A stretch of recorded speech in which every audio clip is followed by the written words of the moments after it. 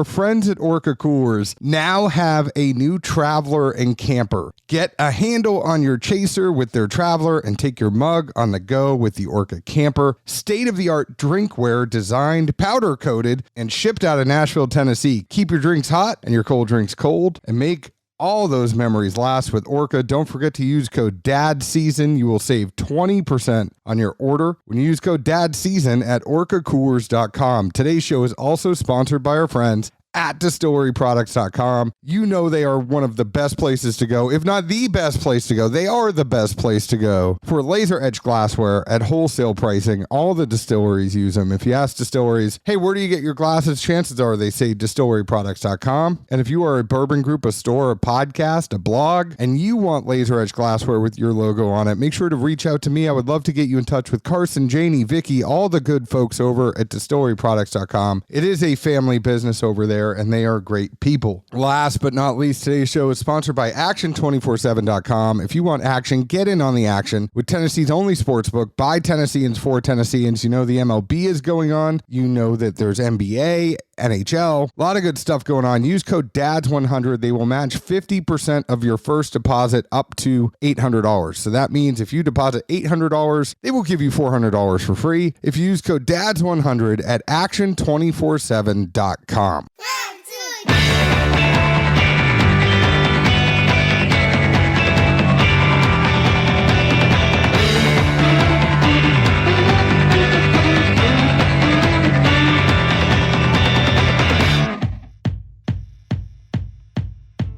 Hello, everyone. My name is John Edwards. I'm San Zeke Baker tonight, but together we make the Dad's Drink of Bourbon. Wherever you are, whatever time it is, thank you for making us part of your day. I'm out of breath. It is a crazy night. I don't know why I decided to pick St. Patrick's Day to do this podcast. I don't know why Kentucky decided to lose to St. Peter's before we did this podcast. My daughter turns 6 tomorrow. She will not go to bed, but I am very excited. I've been talking to this man for a couple minutes before I hit the record button, and I'm very, very excited to have Mr. Jeff Duckhorn from Redwood Empire Whiskey. He's the Master Distiller of Redwood Empire. He is the man in charge. He has a team under him. They're putting out awesome stuff. People have been reaching out to me and said, hey, have you ever had Redwood? I haven't purchased it yet. I've seen it in the stores. It's one of the things where I had it on my list of things to do. And then thankfully, y'all reached out and said, would you like to do a podcast with us? And I said, absolutely. We would love to have you on. I've been dying to try it. There's some people that swear by it. I know some people here in Nashville are always posting on Instagram about Redwood Empire. Jeff, welcome to Dad's Drinking Bourbon.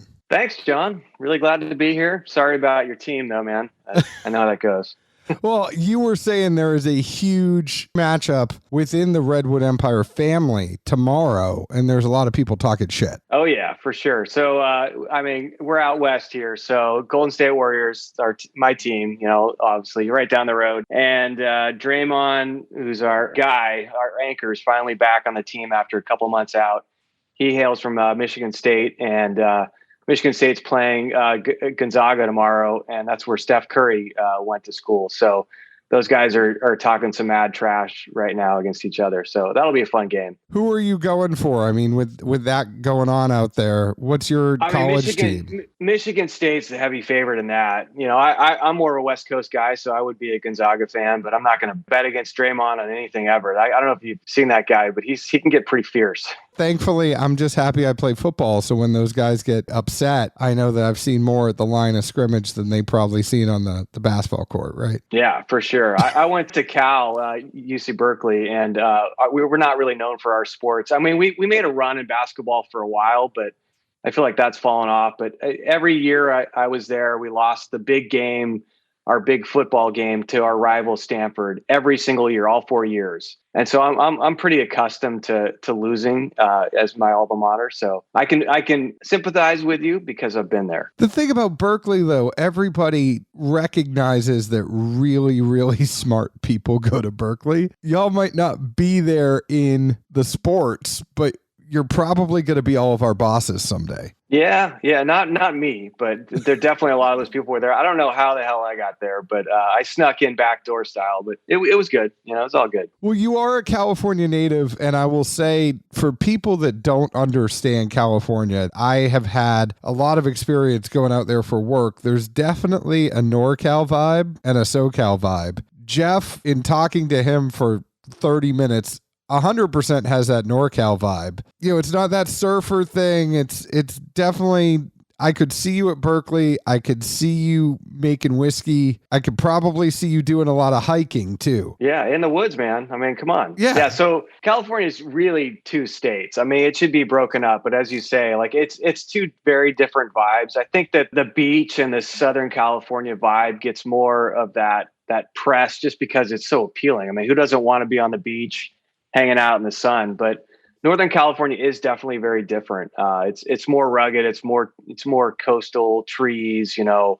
not so sunny. I mean, we're, you know, relatively sunny here, all things considered, but it is definitely a different vibe. I love it. I've been a Northern California guy for most of my life. Had a 7-year hiatus in Boise, Idaho, which is actually a great 7 years for me and enjoyed quite a bit. But back home here, and it's a good place to live. What brought you to, I mean, let's start from the beginning, because you ended up as a master distiller, but you went to UC Berkeley and you were in environmental economics and policy. That is not necessarily did their homework. Look at that. That's not necessarily a degree that like screams master distiller to me. Yeah, no kidding. And I've only been a distiller for the last, I mean, it's actually 7 years now, which it feels like it was yesterday, but I have an econ degree, spent most of my professional career in accounting and finance, and then somehow I'm now a distiller. But you know, that's how life goes. I'm in my 40s now, and you know, as most of us Californians do. I mean, you and I were chatting a little bit earlier about cost of living here. It's ridiculous. And when my wife and I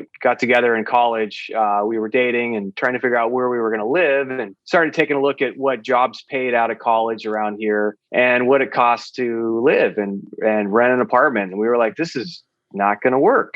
I mean, unless we're doing 3 jobs each. So we were like, let's try something different. So right around 2000, right around the millennial, we 99 and then 99, we decided to move to Boise, Idaho, and give that a shot. And how was it? It was great, man. I'm all in for the hiking, the hunting, the fly fishing, any sort of fishing, like any sort of outdoor stuff. I'd sign me up. I'm all good. So I kind of dragged her there, although she found some good, niches, and she got a great lineup once we settled in. But it's beautiful. I mean, it's 1 million people living in a vast amount of space. So you could drive an hour in any direction and just be out in the middle of nowhere. And that was great. I mean, that was kind of where I started to appreciate whiskey, actually, because we would go on an annual backpacking trip, and it was, 7 miles into the middle of nowhere to fish for 3 nights and days. And so we all had one bottle of whiskey we brought with us. And it was like, what are you going to bring this year? And it was anywhere between like 4 guys and 8 guys, depending upon who could get away at that time. And so you get there, you hike in, you put your feet in the river because you're just beat and your feet are killing you. And then the whiskeys kind of start to come out. It's like, ooh, who brought what? Oh, a little Macallan over there. Nice. A little bit of, a little Walker. And then with the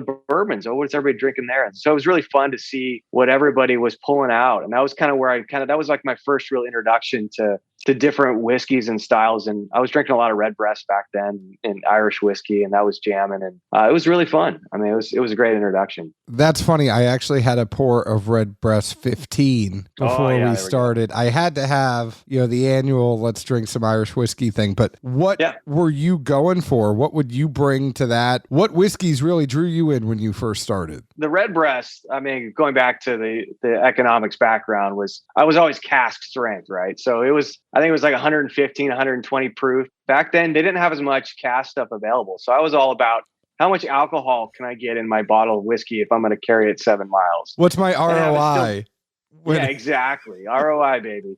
So that was a big part of it. But I also just love the smoothness of Irish whiskey and just, it's a nice subtle, texture to it. And it's all about the blending, and there's grain in there and there's malt in there. And it was a nice introduction. I've since, obviously come to really appreciate American whiskey because that's what we make. And I've pretty much damn well appreciate it. I do now and love it. But I mean, I love all whiskey. It's just so fun to get your hands on a bottle of something that either somebody's recommended you've always wanted to try, or even better, something that you've never heard of. And you're like, somebody's like, at a bar and they're like, hey man, try this. And you're like, holy cow, that's great. Never heard of that. I love all of that, by the way. The reason I ask is because you obviously are going to go into a style as a master distiller. Do you feel like those roots, those Irish whiskey roots, have kind of come with you into the way that you distill and blend today? I think so. I mean, maybe not Irish whiskey, but maybe it is. I don't know. I'm a big fan of blending and subtlety and balance, and I think those are things that do definitely show in Irish whiskey. So yeah, I mean, maybe you're onto something here. I haven't really spent a lot of time thinking about lately, and we just went off on this tangent. I haven't thought about it, but I really do think that with our lineup, that's something that I talk about a lot. Is that it's all about balance. Even our rye, I think, is a little bit softer and more delicate than some of the other big poppy ryes out there. So yeah, I mean, I think you got something there. I think that's, if we're going to say we have a house style and I'm helping drive that, then I think that's part of it for sure. What are you drinking right now, by the way? I see you drinking something. I am drinking all three of yours. You have more than three, but all three of the ones you sent me. So I have the Lost. You're just banging through them. All right. I'm going back and forth, and I'm noticing as you're talking about style and balance, that makes me want to take a little nip of each one of them and kind of look at that balance. So I have the Lost Monarch. It's a blend of straight whiskeys. It is 45% ABV. It is out of Sonoma County, California.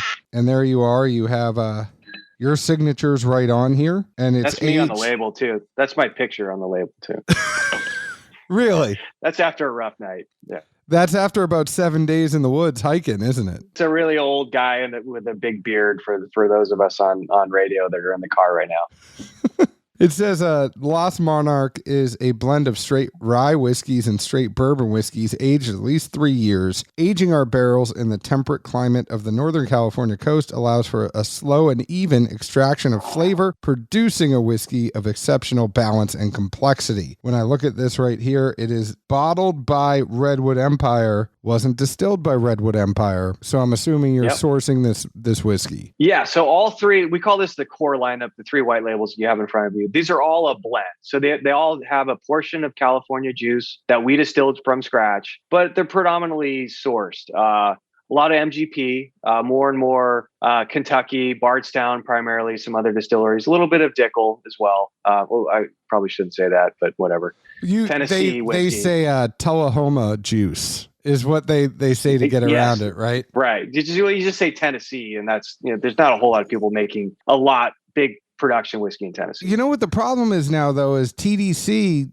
Tennessee Distilling Company, is finally coming of age. Dude. Where you can't really say like, hey, I have a 5-year whiskey. Did you get it from Tullahoma? Did you get it from TDC? Did you get it from, there's other places now within Tennessee that are doing that as well. So like it's starting, if you think about Tennessee, and everybody who listens knows I've said this ad nauseum, they really didn't start distilling until 2011, 2012. And then you take the sourcing years where they were getting up and running. 2022, we're starting to kind of get into these other distilleries besides Dickel and Jack that have stuff that's coming to be 5-6 years old. It's kind of crazy. And that's happening everywhere. And that's why it's a super exciting time for craft whiskey, because all of us guys that have been, hashing it out for years are finally starting to see the fruits of our labor. And we're getting product to market where it has age on it. Like there's no more, you don't have to do, 25-gallon barrels that you aged for when you're putting actual days on the label versus years. So it's a great time for craft whiskey. Every time I go out, like I taste stuff, I'm just so excited to see the breadth and the depth of just all these really good quality whiskeys out there now. It's just really fun. 100%. And you have this Lost Monarch, the Pipe Dream, which is your bourbon whiskey, and then the Emerald Giant, which is rye whiskey. These are all sourced from different distilleries, as you were saying. But I do see a still behind you. So yeah, I'm assuming that you're putting some things down while you're putting out these source whiskeys, and you need some time to let your stuff age a little bit more. Totally. Yeah. Let me, can I give you like my little background story? That is why we are here. So all right, let's do it. All right. So there was once a guy named Jeff who was hired by a company named Purple Brands to be their cost accountant. This was back in the year 2011, almost 11 years ago. So anyways, I was hired by the company I'm at now. We were a wine company, very much successful wine company, building brands, selling brands. Blackstone Merlot, our owner, Derek, built up and sold off. And then Mark West Pinot Noir did really well. He wanted to kind of diversify, keep making wine, but also look at spirits. And so he was, call it 2013, starting to get interested about spirits and starting a distillery. Meanwhile, I'm, in accounting, cost accounting, staring at spreadsheets. It's fine. I mean, for all you accountants out there, it's a great way to make a living. And I love my spreadsheets still, but wanting to do more, really wanting to get in more into production and really get my hands a little bit dirtier. Like I've always, when I go home, I make stuff. Like I've been making beer since before I could probably legally drink beer. I love fermentations of any kind. Anytime there's something fermenting somewhere, I want to stick my face in it and just smell it and see it. And I love fermentation is just such an amazing natural process that we have on this earth. So I dig it. And so our owner knew that. And we were talking about building a distillery, and I kind of quickly raised my hand like, hey, I want to be involved in that in whatever capacity I can. And so I got more and more involved. I was helping figure out how to pay for it, managing the assets and the leases and all that. But I was like, no, I want to be involved. Like I want to get my hands dirty. And so I got to spend some time. We had hired a young distiller to help us get things up and running. And I got to kind of cross train with him as we were getting things going, but it took a lot longer to get things operational than we thought. And so along the way, I think he found out some things about himself and working for an owner operator and just how that all looks. And, he decided that this wasn't the right path for him. And so 2 weeks into being operational in March of 2015, like I feel like it was yesterday, and it's crazy. It's 7 years plus now. He quit and, wanted to move on, and he's gone on to do a lot of very successful stuff, and power to him. But so our owner turned to me and said, hey, do you think you can figure this shit out? Because somebody needs to. And I was just like, yes, please, like give me the keys and let's go. So that was March 2015. That was when the accountant Jeff turned into the distiller Jeff. And that was, it's been a long 7 years, but it's been an amazing 7 years, and it's been a lot of fun. And so that's kind of where we started. So I have so many questions. So how good are you with Excel keyboard shortcuts? Shortcuts, I'm pretty bomb. Pivot tables are really where I rock, or VLOOKUPs, or I love Excel, man. I hired a new head distiller at the beginning of last year. We kind of joke about my spreadsheets because it's pretty ridiculous how many I have and what they do, and I'm kind of attached to them. So if I just said to you right now, like Control A, Alt DP, enter, you'd know exactly what I was doing? I don't know if I would go there, but yeah, I think I could. Yeah. I just made a pivot table. Did you really? Yeah, in my mind. Okay, for real. Like in my mind, for real. But it's Control A, which is select all, and then Alt Data. No, you got me lap, bro. You just lapped me on that program.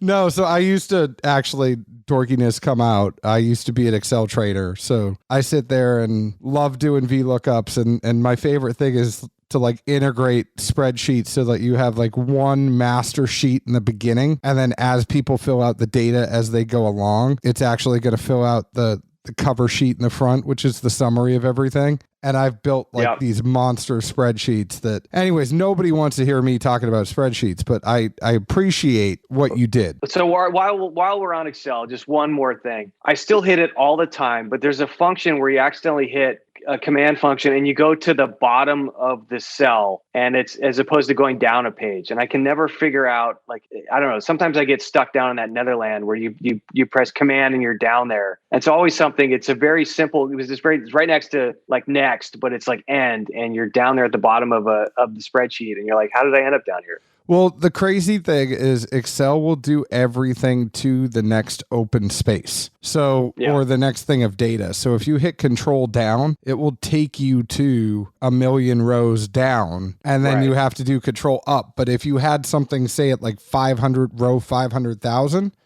and you had just like the letter A in a cell, you hit control down, it would take you to the next cell that was actually full of data. Oh, okay. I get that. All right. So that might help me in some of my sheets. If I put just a little phantom piece of data down there beyond my data set, then it'll take me there versus taking me to the very end of the world. 100%. And then any cell you're in, whatever function you're doing, Excel will do to the left and up. So if you do like, Alt-IR to insert a row, it's going to insert the row up of the cell that you're in instead of below. Oh man, you and I can hang out for a while on Excel. Like I don't use it as much as I used to, because I used to, it was all day long, but now I still use it quite a bit, and it's just so fun. But anyways, we'll digress from that. We're gonna put a bunch of people to sleep. We are, but I don't think people realize like this is the stuff that distillers do. I was just in Pigeon Forge visiting my friend at Old Forge, Keener Shanton, who's the distiller there, and he's got Excel spreadsheets of everything. When you're cutting your heads, when you're cutting your tails,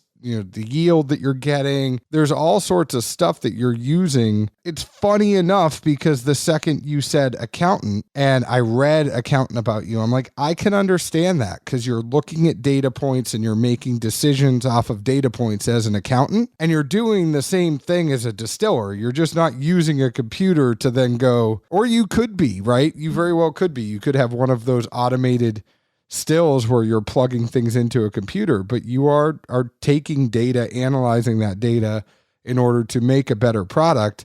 I could see the corollary. Yeah, I mean, as a distiller, you're always fighting a couple of things. I mean, obviously we want to maximize our yield, but we don't want to sacrifice flavor. So you're always trying to find that sweet spot between the two, and it's really helpful to actually map that versus just being like, yeah, we made a little bit more than we made yesterday. It feels better. You need to be able to like correlate that to data and be like, okay, cool. Our yield yesterday was 78%. We were 82 today, but we ran it on the GC and it's a little headsy. Like we kept too much of the stuff we probably shouldn't have kept in there. I mean, so it's super important. I don't regret any of the past that I had in my life. And I think if anything, it's really allowed me to be where I'm at now. And I think it's a good lesson for all of us. It's just like, whatever you're doing right now, like that's not the end. I mean, no matter how old you are or what you're doing, like just look at that as part of the path that you're on and use that. And if you want to go to another path, you can make that tangent, but you have to acknowledge that where you've been and that knowledge is useful. I think a lot of people don't realize that you could take things that you've learned and the tenets that you've learned in a certain industry and apply them to another industry. And just because the taxonomy is different and just because the words used to describe whatever it is you're doing is a little bit different, it doesn't mean that you can't apply the same techniques to a different industry altogether and still be successful. 100%. And I think that sometimes people are put off by that. And that's when real change and creativity happens, is when somebody comes in from a different industry and it's like, why are you doing it that way? And you're like, I don't know. We always did it that way. Right. It's just like, that's how we do it. And they're like, well, what if you did it this way? Because that's how we do it where I came from.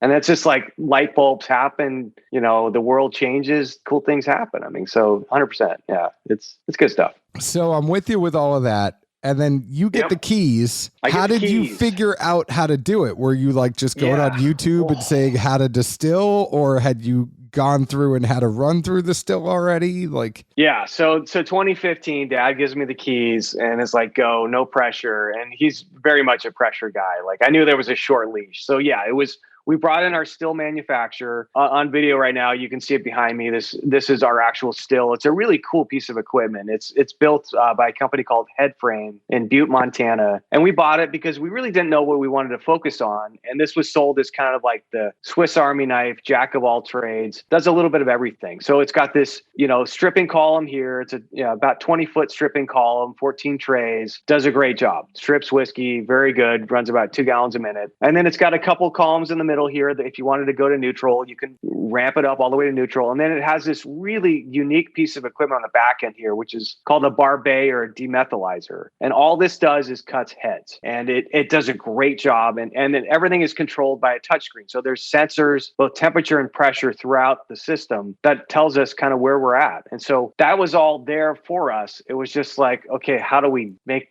whiskey? Right? It's just like, so we brought John in who created this, and he came from the ethanol refining business and got tired of making that and decided that, hey, I can do something cooler. And so he started making these, and he's a freaking genius, and he runs Headframe. And so we brought him in to kind of give us the quick and dirty. And then we just started throwing stuff through it. I mean, figuring out mashing stuff, first of all, you have to start out with raw ingredients and make alcohol. And we knew we were going to do, mostly whiskey. We did some brandy as well early on, but we just started throwing washes through it, and just seeing, what would happen. And we learned a lot. I mean, and then I eventually did go out on the road. I got to do a couple sessions with Dave Pickerel, a couple different whiskey groups there. I went out to Germain Robin Hubert, is one of the most amazing, the guy for American brandy. And I just sought knowledge wherever I could, be it in person or through reading. And I continue to do that where I can. And distilling is a weird industry in the US. Whereas like you look at brewing and winemaking, and there's so much education available professionally to go down that path. Distilling, that's not really there. And then, oh, by the way, the federal government says that you can't make alcohol at home. You can make beer or wine at home. So you can trial, you can play around at home, but you're not allowed to make alcohol. You're not allowed to distill at home. And so there's not a lot of places where you can learn how to do this. To be fair, though, it's because you can really blow shit up making spirits at home, and you're not going to do that as much making beer or wine. I think that's a part of it. There's taxes involved there too. Yeah. But yeah, I mean, there's definitely a safety risk. I mean, high yes, alcohol, high pressure, like probably not a good thing to, that's when things go wrong. I would say in the government's eyes, it's probably money 70% and our safety 30%. And it might even be 80-20, but there is a safety component. There definitely is. And I had a little small 5-gallon still at home for a while, and they're pretty fun to run. I mean, you have no idea what you're doing. And you're like, you bring your buddies over to taste it and drink it, because you're like, well, if he drank it this weekend, he's okay, then I think we're okay. I mean, that's your quality control, right? It's just your friends didn't die.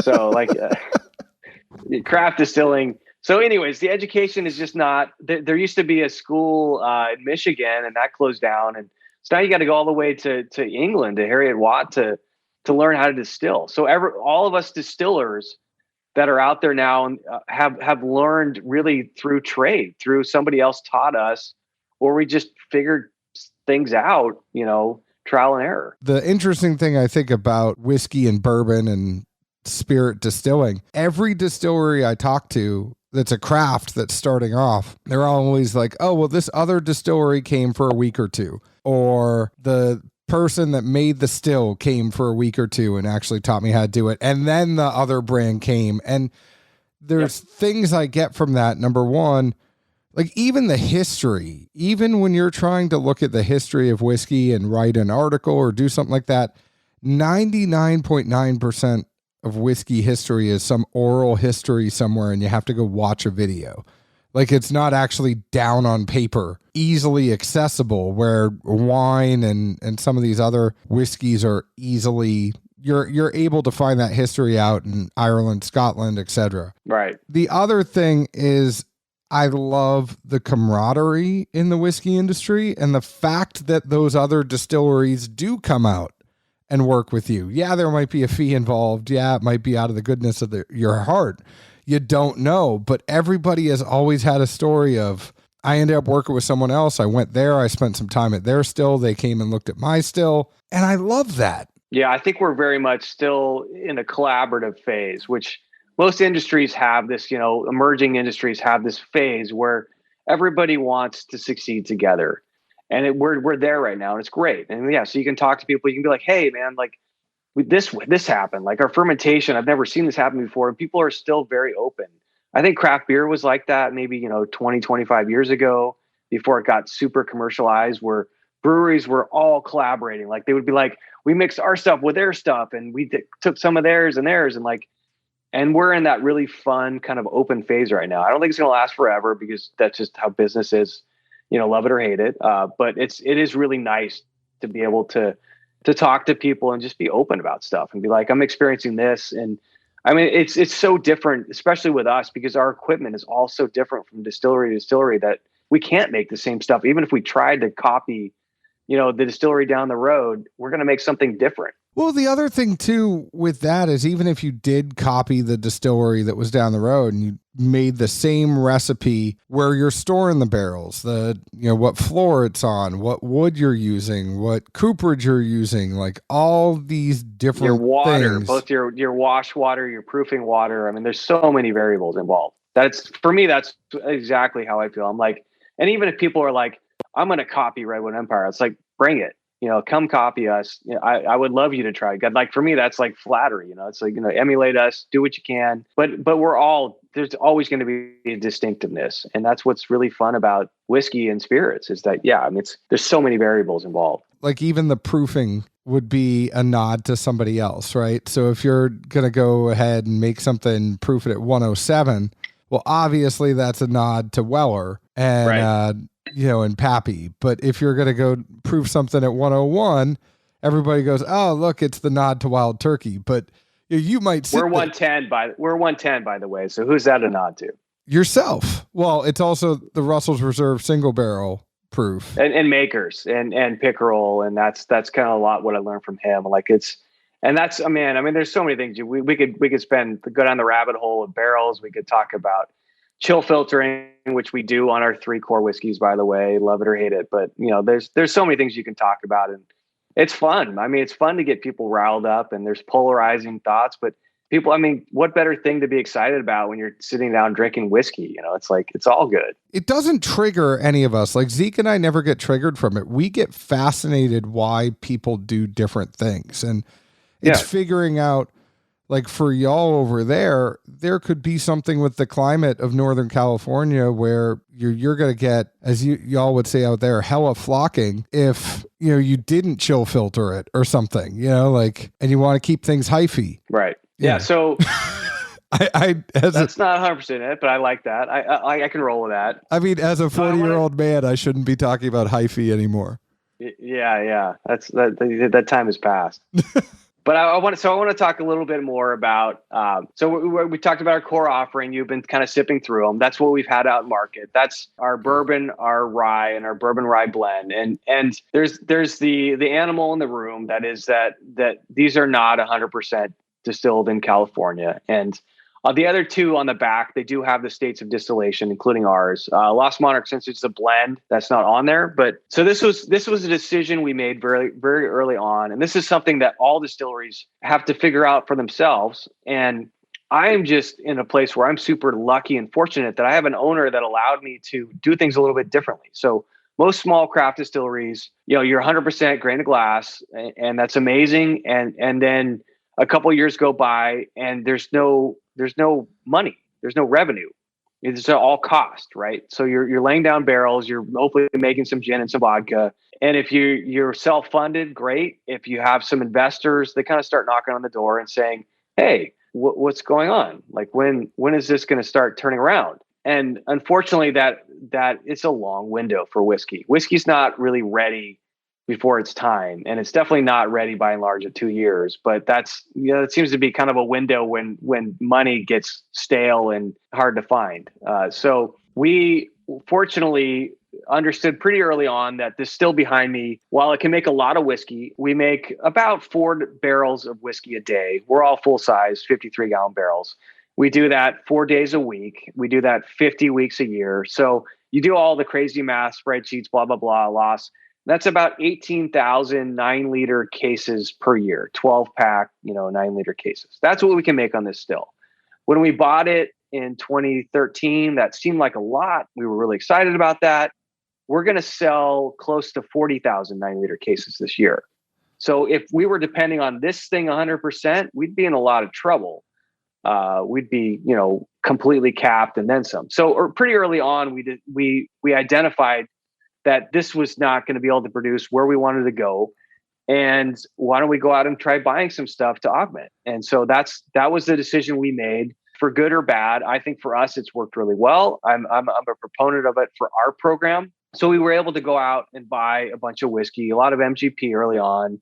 Like I said, some Kentucky stuff, to kind of find great whiskeys where we can, partner with distilleries that were, would allow us to do some custom mash bills where we could, which was great, and really just build our stocks. And that did two things. That allowed us to leave our whiskey in barrel longer and allow us to grow quicker. And those were two goals that were very important for us. And so that was kind of our strategy early on. And that's why in these three core white label products, they're all going to be a blend of different distillate from different places and different times. By and large, they're probably 10 to 15%, no less than 10, probably no more than 15% California. So there are a lot of other stuff in them. But, we've got our nice 10% stamp on that. And then we have some really fun older whiskeys. So the Pipe Dream, for example, is a blend of bourbons anywhere from 4 to 14 years old. And it's this 4-state bourbon. And it's, so we're Indiana, Kentucky, Tennessee, California, all these different fun things working together. Like for me, it's like heaven. Like I have 13,000 barrels I get to play with and make these blends out of. And it's just so nice. And then I get to let the stuff that I made from scratch age as long as I possibly can. That's always my goal, is like, let's keep stuff in barrel as long as we possibly can. Let's not release yet another 2-year-old whiskey to the world. I understand what you're saying 100%. And as a distiller, if I were a distiller, I would want to protect what I'm putting out. And I wouldn't want to feel like I had pressure to go ahead and release a 2-year-old whiskey when I know the corn content is probably going to be a little bit higher. There's going to be some people that really like that. There's going to be some people that really don't. It's going to be one of those things where a lot of the times I feel like I say it's got a crafty note, and there's nothing wrong with that. It goes away in time, but it's almost like that uncooked corn. Like the popcorn has been popping, but not all of it popped, and you still kind of get that little taste there. I think you're able to blend that with the other whiskey you have, which is an awesome thing. And you're able to put some of your mark on it, and you're doing everything. I mean, there's no way to get bored, because not only are you distilling it, but you're also blending it. So you're not stuck in a rut of one thing going like, all right, I'm coming in every day. I know I'm pushing this touchscreen, and then I'm going to go sit and read my book for a little bit. Like, there's other stuff you can be doing, like blending stuff together. How do you, with all those different things you can blend together, how do you pick one thing? Or do you, like, it's got to be so much that it can almost be overload, right? Like, what's your process for doing it? Yeah, I mean, 100%. So this is back to the spreadsheet, like part of it is supply, right? I mean, for us, we want to be able to produce a consistent product. I mean, our distributor partners, who really pay our bills, which is through our lovely 3-tiered system. That's where our whiskey is being sold. They told us pretty early on that it's great to produce a craft whiskey. It's great to make different stuff, but if you can be consistent, it's very important for us in the long run. Like if you come out with bourbon A and it's phenomenal, and then 3 months later, you release, the next round of it, and it's completely different, it's really hard to sell that in the market unless it's, a very small collector's following. So that's something I took to heart. I mean, these are our partners, we work with them. So I try very hard. We spent a lot of time when we were getting these ready, these brands, this bourbon, the rye, figuring out kind of palate wise where we wanted to be. We did all that homework. And now my job is to try to be as consistent as I can through time, with the understanding that things are changing. These are living, natural things that are going to evolve in time. Some things are going to come up, other things are going to go down. We've made a lot of changes in our internal program over the years. We've gone to different cooperages. We've changed grain suppliers. We've changed, enzymes. We've changed every part of our process. And so it's trying to mitigate those changes subtly so that our product is as good, better, hopefully, but relatively consistent, so that you're not like, holy shit, that was amazing last time, and this time it's it's really good, but it's totally different. I'm trying to make a cocktail at the bar with it, and that's just not what we had for our program, for our cocktail program. So that's one thing I've heard. So that's part of our goal. A lot of your stuff is very balanced. You talked about that before. Do you think that is a wine aspect that is kind of bleeding over into the whiskey of Purple Brands? Because wine, a lot of people try to have a balanced wine. You think there's anything to that, or is it just something you like to kind of be balanced? Great question. I do. I mean, we're 2 years into this Redwood Empire brand, and we're still trying to figure out what is it? What does it mean? Who are we? And then also, what's California whiskey? I mean, it's not really a thing yet. There's a lot of people making some really pretty damn good California whiskey, but we don't have a style. It's not like, Kentucky bourbon. You're like, boom, I know it.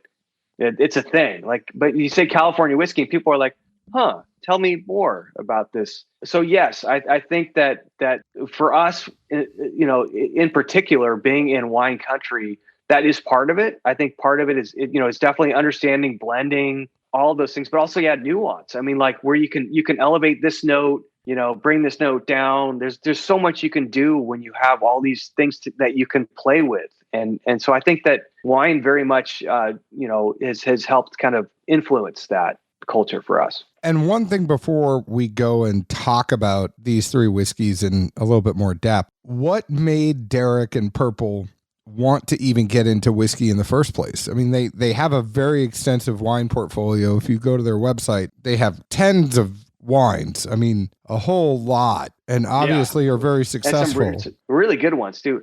Derek is a magician. So like I said, he founded Blackstone Merlot with his brother in a time when Merlot was just starting to get hot, and they sniffed out that trend, and they were there, and they built up this very successful Merlot brand.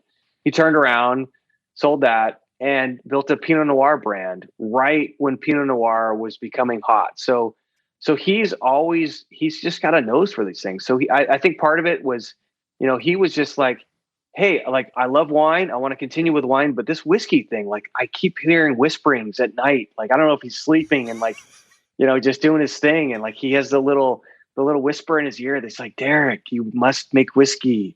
You make it in California, it will be good.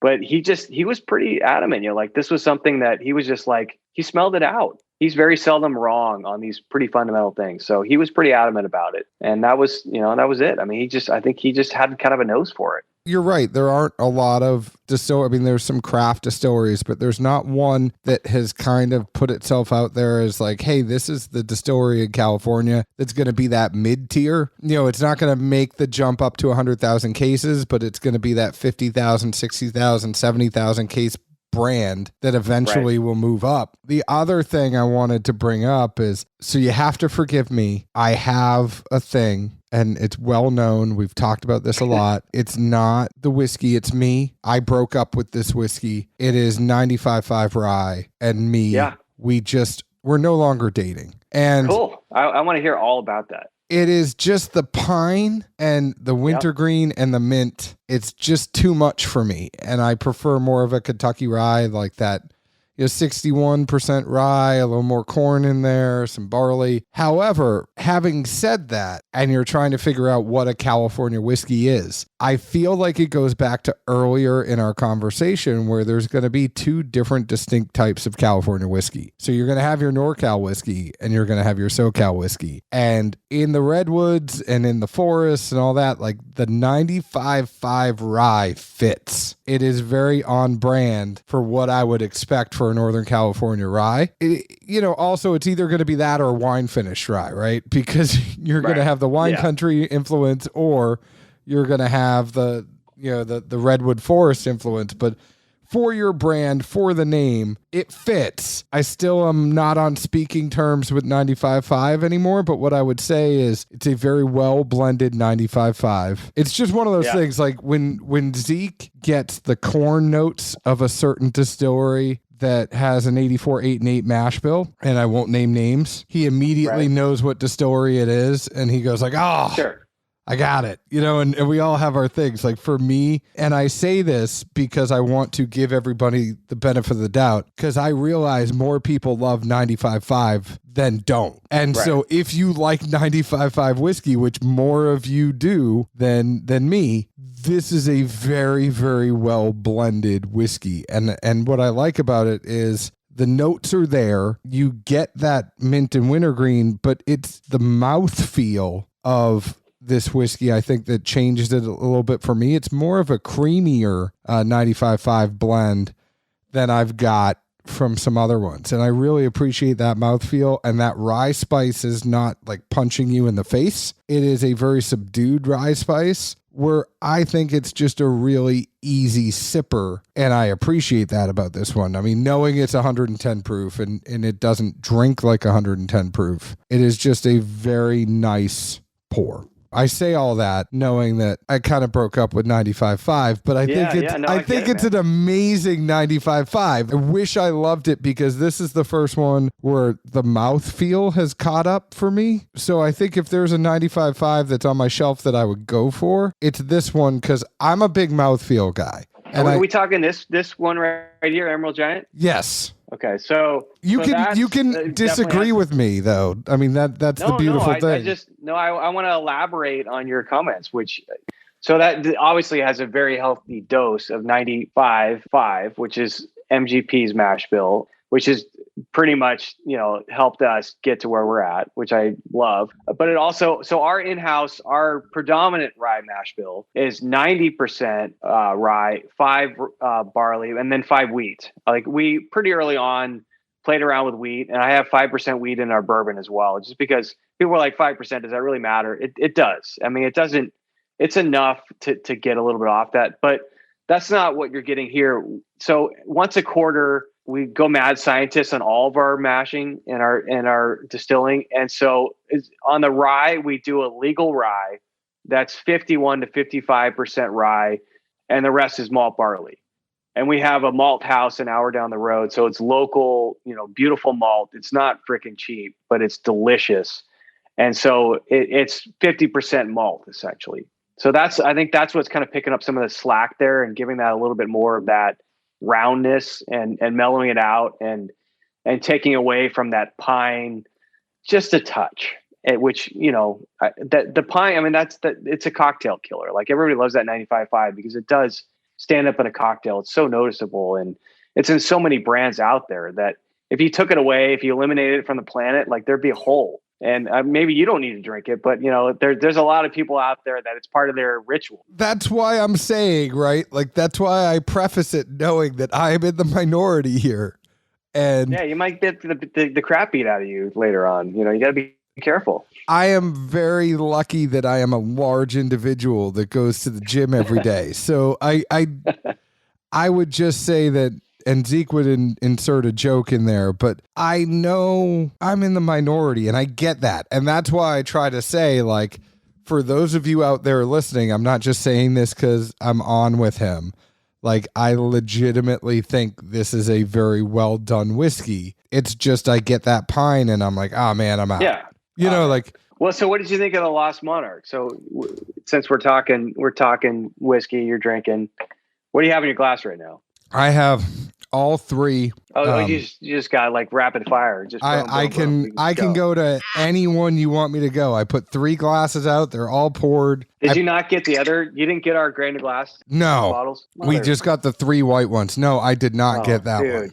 So this is not a 95.5. So we have 2 more that are 100% in-house distilled. Unfortunately, we did a very small release last fall. We did 1,000 6-packs for the nation and they blew. But we need to get you some bottles at least to taste. At least offline we'll taste. And you can tell me, I mean, it's one of those things we don't need to actually get. We tell people all the time, you don't have to send us a whole bottle. We're really fine with 2 to 4 ounces and we will split it up between the 2 of us just to say we had a pour. The sending thing is just they've really cracked down on both FedEx and UPS on sending alcohol to individuals. Like, I mean, come on.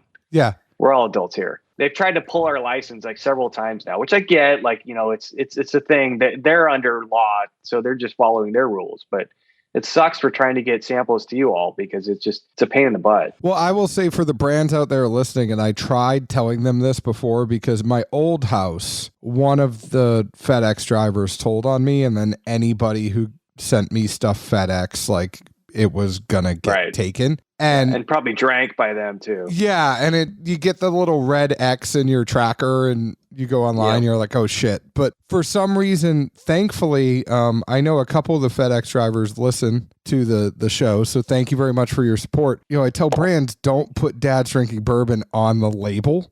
Yeah. And they do. But like, I feel like the drivers, UPS, FedEx, like everybody just knows when it comes to my house, 9 times out of 10, it's going to be whiskey. And like, nobody has really cared. And they don't even make me sign anymore. Like, because I have 2 dogs that come running at the door and start barking at them. So as long as they see me and I wave to them, they put the package down and go. Nice. Yeah, I'm just checking out your back wall there, man. I've been watching that for the last hour and just makes me thirsty. Like I want to just drink all that. To be fair, and this is another thing that Zeke makes fun of me for. So when a lot of them are picks that we've done, and then it's kind of like the Dad's Drinking Bourbon library. But when we moved and we built my house down here, we were in an apartment for like 8 months. And so I literally just boxed up all my whiskey and put it in a storage unit. Well, as the podcast grew and people sent us more and more whiskey, I don't have time to drink all of the whiskey that I had in the storage unit. So now it goes on my wall, and then COVID hit. So I didn't really have a lot of people over to drink my whiskey. So what I'm saying is if you ever want to come to Nashville and drink my whiskey, you can. Just hit me up and bring some of that rye and we'll talk about it. Hell yeah. We'll make a plan for that. That sounds great. I do like the Monarch. And yes. So let's talk about the Monarch a little bit. So this is a blend. I'm going to give you some hints. This is because the label's not super forthcoming. It just says it's a blend of straight whiskey. So we actually did a pre-release of Redwood Empire in 2017. We released one SKU, different label.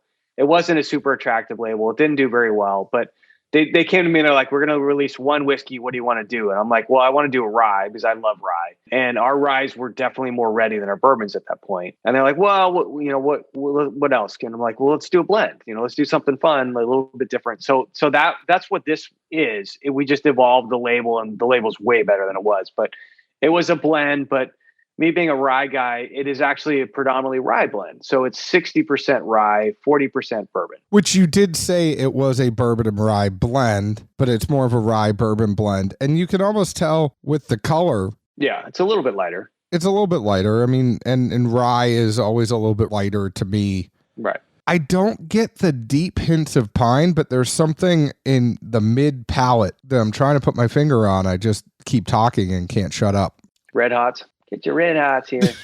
Little bit of Red Hots, but it's like a deep caramel, but also drying, like in the mid. The Red Hot, a little bit of Red Hot, but it's more, and I hate to say the word because people are going to kick my ass more for this than hating 95.5. It's a very smooth pour, and people hate the word smooth, but there aren't a lot of highs and lows, and it goes back to the balance, right? Like it's not screaming rye spice to me. It's not screaming bourbon to me. It is a very just super balanced pour that's creamy, equal throughout. And I get the rye, but I also get the bourbon. It's like I get that rye Red Hot and then like caramel mixed together. You pop rye and then you just kind of roll down the bourbon trail, right? It's just for me. This is a really fun one because it's kind of the balance of both. It's the best of both worlds, and this is like our gateway whiskey. It's like somebody that's like, yeah, I don't really like whiskey. Well, we'll just give this a shot. Like I think you'll like it. It's like the log ride at an amusement park. Like you have that climb up to the top, and that's where the rye is. And then it kind of just shoots down and flows through. Like I just feel like, the whiskey's going down the chute. Like it just goes very easy. And maybe smooth isn't the right word. It's just easy. Right. So that I like subtle. I like balance. I like delicate. They're all the same. Similar words. But I'm not about like trying to wow you. I'm not trying to make the spiciest thing or the smokiest thing or the the hottest thing that you've ever had. I'm all about just having a pleasurable experience. I just want you to have something you're going to enjoy and want to come back to. It reminds me a lot of Pinhook, if I were to make a good comparison. And Sean Josephs was a sommelier and he was a restaurateur. And when he first originally set out to make his brand, he said, like wine. And that's kind of where I got the balance question, right? Is everything is knowledge that's building off of each other? And Sean was like, as a wine guy, my job was to make this whiskey as balanced as I possibly could. I totally get that with these. I do have to say the nose on that bourbon, though, is my favorite out of these 3 pours. Like, I just love everything there. It's really got that, like, the baking spice on the nose. I'm going to revisit. Yeah. So for me, bourbon was where the pressure built. Of course. Right. Like ryes, like you go buy 10 ryes on the shelf and they're going to be 10 completely different products unless they're all 95.5s. But in general, like we've all accepted that rye can be all over the board. It's just, it is what it is. But bourbon, there's more of a defined profile. And if you fall outside of that profile, like you're not bourbon, right? And a lot of people still think you can't make bourbon in California. They're like, you're making bourbon? No, you can't make bourbon in California. That's only made in Kentucky. Not true. You can make beautiful bourbon in any of the 50 states of the United States. That's part of the laws that we have enacted. And you also want to say to them, like, you realize that bourbon is America's spirit. And I said America a certain way, but America. But, it is, Congress had enacted that bourbon is the national spirit of the United States of America. So any one of the 50 states you can make bourbon in. It's not just Kentucky. I just put my head through the wall every single time somebody asks me that. Yeah. And I think you're starting to see just more and more beautiful bourbons from other places in the U.S. And I think, so for me, there was a lot of pressure there. And granted, this is a healthy dose of Indiana and Kentucky, but when you get our stuff, and you will get our stuff, you taste our bourbon, and for me, that's where the pressure is the biggest. Is for this one, it was like, don't screw it up. I mean, you're making a bourbon. People have high expectations on bourbon, and so I was, there's a lot of fun to blend, but also a lot of pressure. Fortunately, we'd gone out and bought several hundred barrels of very old MGP to play with. So it's like, I get to put a healthy dose of this 12, now 14-year-old bourbon in this. You put 10% of a 14-year-old bourbon, and it's just amazing what the legs that gives to anything. Like, and that's what this has. It just has that length where you just like, you hit that like glass. It just has that nice resonance that it just kind of draws out on your palate. The craziest thing for this one, the nose, again, right? Nose is the majority of where your taste comes from. And yep. I know I'm not saying that for you. I'm saying that for the people that are listening. And for this one, I'm not lying. That baking spice for me is like a waffle cone. And I get a healthy dose of vanilla in there too on the nose. So it's like getting a vanilla ice cream in a fresh waffle cone. Like it literally, they just pressed it, they just rolled it, they put it together, and then they put your ice cream right on top of it. And that is what I get with that. Yeah, man, that's a great descriptor. So there's no real high rise in this. There's no wheaters in this other than our 5% wheat in our bourbon that we do. So it's primarily standard-ish bourbons where you've got corn in like the 70-ish to 75%, rise, your secondary grain, and there's a touch of barley, anywhere between 5 and 10%. And that just varies by distillery. I mean, I've really come to appreciate bourbon more and more. I started out as a Scotch whiskey drinker, and that was, you're in your 20s and 30s, and you just want big, bold flavors and whatever, and, just like hit it, like, let me get it. And then I kind of evolved into different flavors. I was like, oh, this rye thing's interesting. And I got to spend a week in Kentucky, and we did a ton of tasting and just hanging out downtown and going to bars and tasting things that you don't get in other parts of the country. Like they keep locally. Like it's like, it might be your very well-known brand, but this is their single barrel offering that they're only going to have here in town. And we closed down several places, and my appreciation for bourbon grows a little bit every year because there's no hiding with bourbon. It's so nuanced and so delicate that if you get it wrong, it's very easily, very well known very quickly. Like it's so nuanced. It's so funny that you say that because as a Kentucky grad, I always thought Scotch was something old people drank, and bourbon is something that younger people drank. And it was kind of flip-flopped for you, right? I think it's so interesting depending on where you grow up and what you're exposed to and the kind of life experiences you have. For me in Kentucky, everybody drank bourbon. Like, it wasn't a thing where we even knew what Scotch was when I was in college. Dinner table 12 on. I mean, is that like, here in California, we had wine at the dinner table from 12 on, right? I mean, we're all drinking wine. That's just what we do. Like, we all have these preconceptions of what happens in these areas that we live. So I'm just envisioning that you had your shot of bourbon at the table and you were just, enjoying it away. Well, being a native New Englander, I did not go to Kentucky until I was 18. Right. And being a good Italian, there was red wine on the table. I will say that as I've gotten older, the problem I have is wine. The tannins in that wine gives me more and more headaches. Storing's pretty bad too. Yeah, but I can do bourbon without a problem. And that is kind of, for me, thankfully I graduated from Kentucky. Thankfully I moved there. Thankfully I found the spirit. Bourbon is just kind of like the thing that I should eat. I love beer too, and I know you do. It's very interesting for me also with the craft beers. Some of them really give me headaches, some of them don't. And it's finding those right breweries that don't kill me, and I go seek them out more.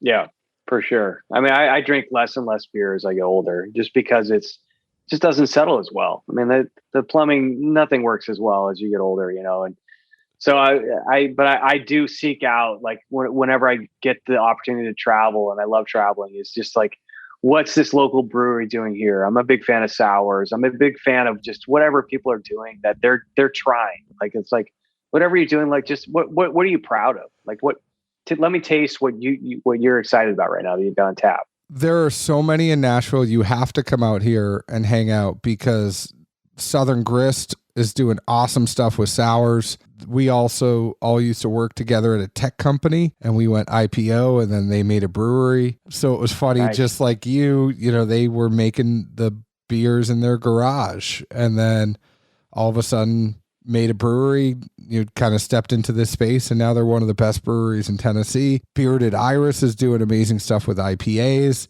There are so many good breweries, Yazoo, Jackalope, there, Blackstone. There's just a ton of awesome breweries here in Nashville. You got to come check out. I love this bourbon. Getting back to this for a second, there's a good barley kick at the end, I will say. Like, I think that cinnamon, baking spice, vanilla kind of goes through. And when I say cinnamon, it's not like a cinnamon red hot. It's more of a baking spice bread that goes through, like that waffle cone, like I was talking about, that goes through the palate. And then I do get a good barley kick at the end that comes through on the finish, and the finish hangs around pretty good. But I would say that the one thing that I think is consistent across these three is the balance and the mouthfeel. Like, I still can't get over, and I'm not overcompensating for not liking 95.5. The mouthfeel of that rye is crazy. I don't get mouthfeels like that on rye. The creaminess, because I'm normally getting a spiciness, like a Pop Rocks thing in my mouth for a rye, and the creaminess that I'm getting from your rye is astonishing.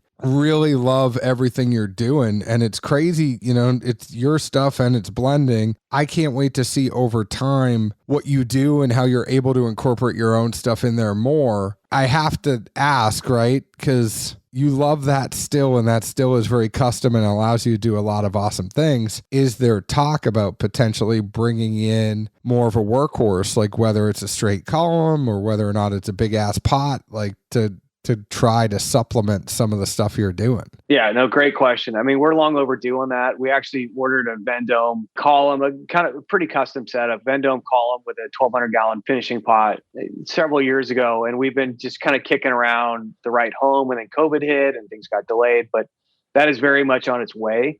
That's a 24-inch column. This is a 12-inch column. Things are not linear when you talk these measurements. So that will do 7 times the amount of whiskey. So that's our hopefully, well, I don't want to say hopefully, actually, if we get bigger, great. I mean, so that is our next project. That'll do a lot more whiskey, and we're just now looking for a home right now. So that's within the next 2 years. I hope to have that landed and running. and we can really start to crank away on what we're doing. Not to say that, 20,000 cases a year is not nothing, but I think the more that we can, get our whiskey out into the world and what we're doing here locally in California, I think it's going to help cement who we are and just provide just something a little bit different. I mean, we're all doing things a little bit differently. The blending is excellent. It's awesome. It's great to show off what you can do from that standpoint. But I'm always proudest of what I have done from scratch. And that's, that's what we released last fall, these bottled and bond. We released a 5-year bourbon and a 5-year rye they were both distilled in spring of 2016. Different mash bills, there were like 5 or 6 different mash bills over that course of that 6 months. And man, it was so fun to get those to market. Very, very scary, because it's like, okay, we did that.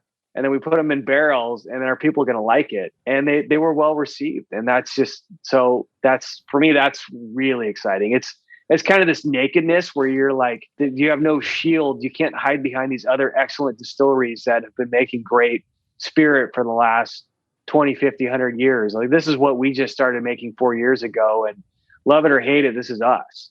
So it's a totally different concept, but it's something we're going to dive more and more into as we get farther down the road.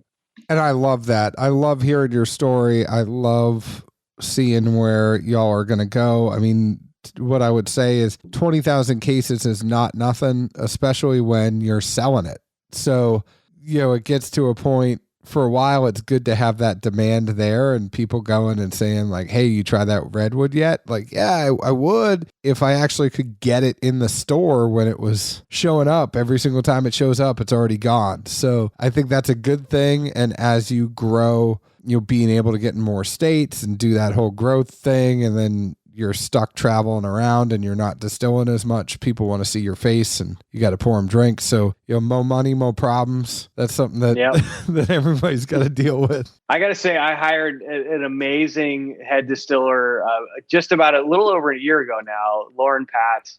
She joined us last January. And so I feel much better leaving the distillery now. And I'm going to start doing that more and more as we get out of COVID, thankfully, and start traveling around more and representing the brand. But it's so nice to have the shop covered completely. And she's amazing. She worked at Spirit Works for the last 7 years. And so we have great palates. We spent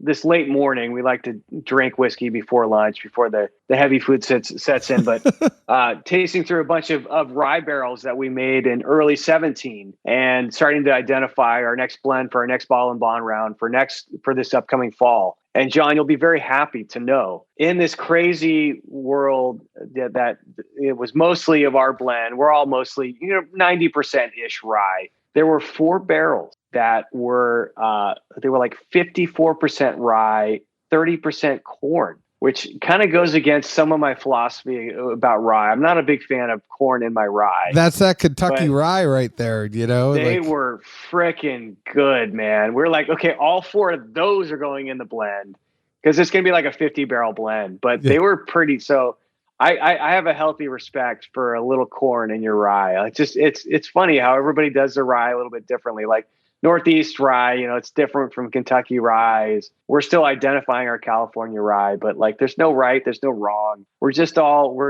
kind of doing our thing. Oh, and I just love how whiskey is all personal preference, right? There's no bad whiskey, there's no wrong whiskey, because somebody's always going to like it. It's just, what do you identify with? What whiskey speaks to you, and then go seek that out. There's nothing wrong with the other ones, and there's nothing wrong with saying like, hey, other people are going to like this, but this one is not mine. Yeah, for sure. And that might change day to day. Yeah. Like your Monday whiskey might not be your Friday whiskey. We could talk about this for hours, and we have a very similar ethos, I would say, when it comes to drinking whiskey. But what I will ask before we close up, I know I got to let you get back to St. Patrick's Day out there, and I got to hit the sack early. My daughter is having her birthday tomorrow. But how much do these whiskeys go for? By the way, thank you. I know I don't like to talk about me on this too much, but I have an awesome day planned at the American Girl doll store. Wow. So I'm gonna bring a flask. Yeah. No, you're good. You're never gonna live that down. You're gonna be super dad this year, and the next year it's be like, Dad, you remember last year when we went to American Day? Like, It's tough, man. They remember that stuff. They're like, you're gonna have to top that. Well, we did Disney for her 5th birthday and then Dollywood for her 6th. And what I will say, though, is Disney in the middle of the pandemic where they limited the amount of people that could be at the park. I will never go back to Disney because it will never be as good as it was that time. It'll never be as good. No. I got a puppy for myself last fall, but it's quickly become my 8-year-old daughter's puppy. And I got to say that if you're thinking of something, puppy is not a bad option. We got 2 dogs within 2 weeks of each other at the end of 2020. And you got COVID dogs. Yeah. We did get COVID dogs, but it was also, I mean, I'll tell you offline the real reason why we got them. We got 2 COVID dogs. They are now 1 and 6 months, whatever it is, or they're like 18 months old, or Yeah. So you're in the thick of the dog thing. Okay. Yeah. So I'm speaking to a dog veteran then. But anyways, before we go ahead and close this out, how much do your whiskeys go for? So our main goal is to be under $40. I think it really depends on market and where you're at and, discounts, but typically we're $35 to $40 would be my guess. I love that. I think there needs to be more. I talk about this. This is another 2-hour conversation between you and I, but that 30 to 50 category, I feel like is really growing because I feel it's hard for craft whiskey to really position itself in that $20 bottled and bond range that a lot of well-known Kentucky distilleries have already put themselves at. It's easily attainable, but that 30 to 50 category for crafts just 5, 6, 7 years ago were putting themselves at $80. And a lot of people were like, I want to support these local brands, but it's very hard to when their bottles are $80. I think that 30 to 50 category, I really just have to applaud you because I think that really gets followers to really become supporters and loyalists. And I think that is an awesome place to be at. Cool. Thanks, man. Yeah. I know for me, like personally, just as an everyday drinker, I mean, if you're much above $50, like that's like your Saturday night whiskey, which is great. And like, I've got those, but we want to be here every day. We want to be like the Monday you got home from work and maybe it wasn't the best Monday in the world. And you just want to kind of visit something and have a little respite. And like, that's where we want to be for you. So I think that we're trying to hit that spot. You must have either listened to Dad's Drinking Bourbon before, or we have some mind thing going on because I literally call things like, that's my Monday to Thursday pour. And then here's my Friday, Saturday pour. Yeah. But I love it. It has been a pleasure having you on. Thank you so much for joining Dad's Drinking Bourbon. We can't wait to have you on again and talk about the progress once you get that still in. Maybe you come into Nashville, but just know that you're a friend of the show. Anytime you want to come on, you have something going on you want to talk about, feel free to reach out. I know Zeke is probably missed out. I know Zeke is probably bummed that he missed out on this conversation because I think he would have found it as interesting as I did. Thank you so much again. John, pleasure. And sorry about Kentucky, man. Next year. Next year, for sure. Where could the folks find Redwood Empire? Can you find you all like online retailers, things like that? Yeah, I mean, online retailer is great. I mean, we always encourage you to go to your local whiskey shop. And if they don't have it, just ask them. Just say, hey, can you get Redwood Empire in? We want to be there. I mean, we are available on most of the online spots, but yeah, hit out we're in most of the states now, if not all of them. So I think if you have a whiskey shop that's more of a specialty shop, they will have it, if not your local store. So seek us out, ask questions, push for it. We're coming. Well, Jeff, thank you so much for coming on. The folks can find us on Facebook at Dad's Drinking Bourbon, Twitter at Bourbon Dads, Instagram at Dad's Drinking Bourbon. Please leave us an open and honest review, just like we leave open and honest reviews about the whiskey we drink. You can also find us here in Nashville, Tennessee. Cheers.